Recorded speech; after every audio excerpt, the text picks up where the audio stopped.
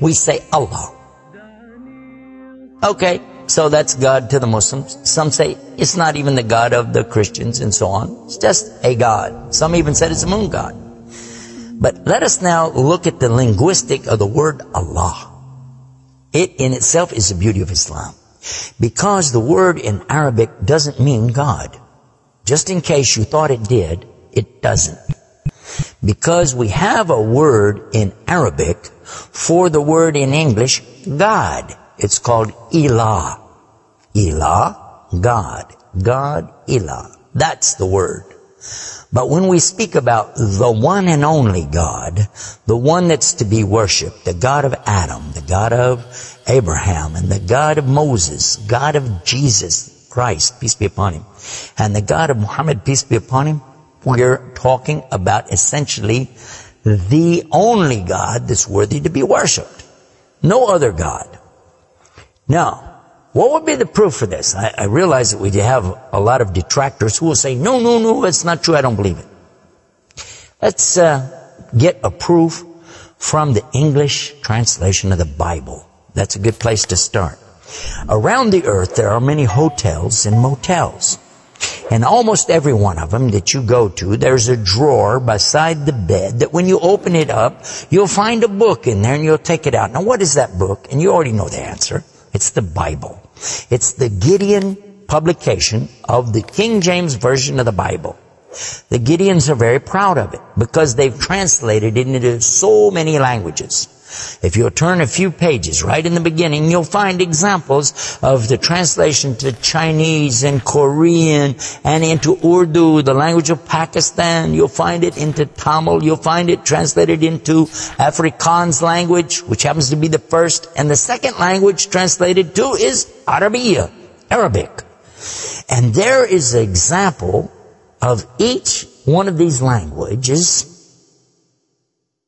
from the verse in the Gospel of John, chapter 3, verse 16. And you know it very well. For God so loved the world. That's how it begins. And if you look in the Arabic language, the example that they gave in that Bible, it says Allah. Allah. That's what it says. For Allah so loved the world. So if it's not the same God, then why? All over the entire earth, everywhere I go, I find this exact same word being used in the Bible of the Christians. Now you might say, what about the Old Testament? Well, just in case you would like to check it out, you can obtain a copy of this from our website. It's called The Beauties of Islam. Let me spell it out for you. It starts with B, beautiesofislam.com. Go there and see for yourself. The example is right there. Page 1 of the book of Genesis, of the very beginning of the Quran. Page 1 has 17 verses. And there's the word Allah. Alif, Lam, Lam, Ha, 17 times. So just as it's the God for the children of Israel in Arabic language, and it's the God for the Arabs who are Christians, it's also the same God for the Muslims. The word is Allah. Why Allah? Why is it important to have this particular word, and why don't we have it in English? Now, I want to come to the etymology of the word. It comes from the word Ilah, and Ilah means God. But God is defined as what? Anything that's worshipped, whether it be something you can see or you don't see. Something you can touch or not touch, something that you can hear or not hear. A God could be anything. A God could be a rock, a stick, a stone, a bone. A God could be something that you could make with your hands. A God can be something you could use your imagination for. It could be a human being. A God could be anything. G-O-D, God, could be anything. But there is no word in English for Allah. So when you translate the word Allah to be God, you've actually diminished the meaning of Allah. That's why whenever you translate the Bible from English to Arabic, you need to use the word Allah instead of God with a big G, which now gives us a clue to the problem. In the English language, they only have one word, God. Little G-O-D. It means something worshipped. It could be idols, images, pictures, statues. It could be human beings. It could be anything.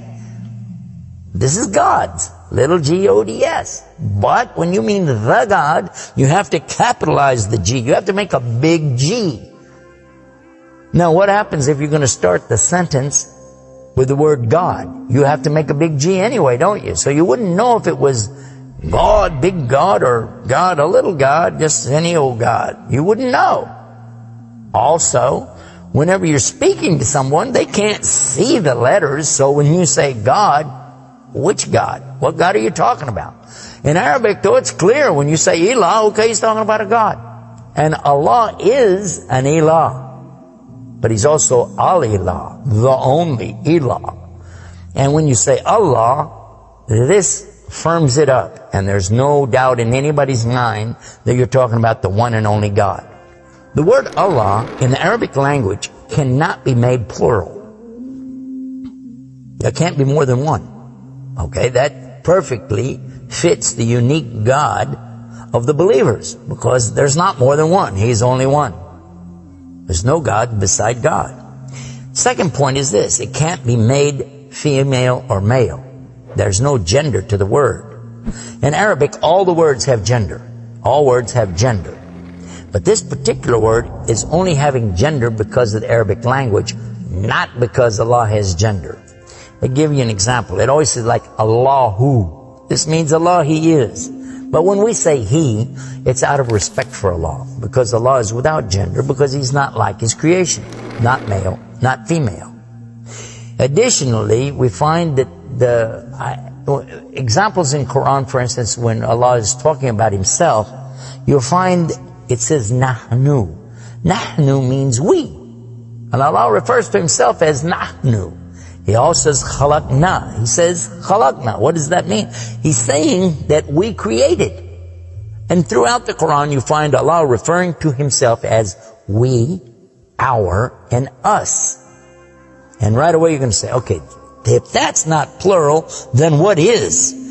In fact, this is the royal we used by a king or a queen when they're giving decrees. We have it in English too, so you can understand. The king says, we decree the following, and he's talking about himself. It's the royal we.